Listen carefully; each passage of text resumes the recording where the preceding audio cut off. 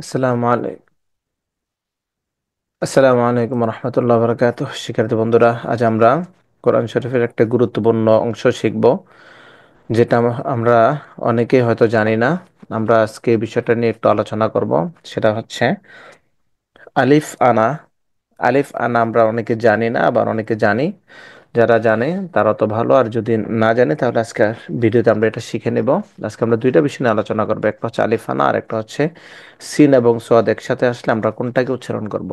বন্ধুরা, আসুন প্রথমে আমরা দেখে নেই আলিফ আনা। আলিফ আনা হচ্ছে, এই যে দেখুন, আলিফ দিয়ে এই আনাটা লেখা হয়। যখন এরকম আলিফ দিয়ে আনা লেখা হয় তখন টানিয়া পড়া যায় না। ঠিক আছে, আলিফ দিয়ে আনা যখন লেখা হয় তখন টানিয়া পড়া যায় না। শুধুমাত্র চারটা জায়গা আছে যে চারটা জায়গায় টানিয়া পড়া যায়। এই চারটা জায়গা কোরআন শরীফের চার জায়গায় ব্যবহার হয়েছে। আমরা এই জায়গাগুলা এই এই জায়গাগুলোকে একটু দেখিয়ে দিচ্ছি, আপনারা এগুলো একটু মনে রাখবেন। এই চারটা জায়গা ব্যতীত অন্য যত জায়গায় আনা আসবে, কোনো আনাকে আমরা টানিয়া পড়তে পারবো না। যেমন আমরা প্রথমটা দেখে নেই, মান আনাবা ইলাইয়া। মান আনাবা ইলাইয়া, এখানে এই আনাটা টানিয়া পড়তে পারবো, আনাবা। দ্বিতীয়টা হচ্ছে ওয়া আনাসিয়া কাসির। ওয়া আনাসিয়া কাসির, এই যে আনা আছে এই আনাটাকে আমরা টানিয়ে পড়তে পারবো। তিন নাম্বারটা হচ্ছে আনামিলা মিনাল গয়িব। আনামিলা মিনাল গয়িব, এটা হচ্ছে তিন নাম্বার। চার নাম্বারটা হচ্ছে ওয়া আনাবু ইলাল্লাহ। ওয়া আনাবু ইলাল্লাহ, এই চারটা জায়গায় যখন আনা আসবে তখন ওই আনাগুলাকে আমরা টানিয়ে পড়তে পারবো না। টান এই চারটা জায়গাকে আমরা টানিয়ে পড়বো। এই চারটা জায়গা ব্যতীত অন্য যত জায়গায় আনা আসবে, বাকি জায়গাগুলোতে আমরা আনাকে টানিয়ে পড়তে পারবো না। আমরা আনাকে দ্রুত পড়বো। ঠিক আছে, দুই নাম্বারটা আমরা যেটা শিখবো সেটা হচ্ছে কোরআন শরীফে কিছু জায়গায় সিন এবং সোয়াদ একসাথে আছে, এবং এই আরো আরো একটা উচ্চারণ আছে যেটা আমি একটু দেখিয়ে দিচ্ছি। যেমন এই যে এক জায়গায় মাঝে রিহা লেখা আছে, এটা লেখা আছে মাঝ রিহা, কিন্তু এটাকে এটার সঠিক উচ্চারণটা হবে মাঝ রেহা। মাঝ রেহা। ঠিক আছে, বিসমিল্লাহি কোরআন শরীফে যেটা ব্যবহার হয়েছে সেটা হচ্ছে বিসমিল্লাহি মাঝে রেহা।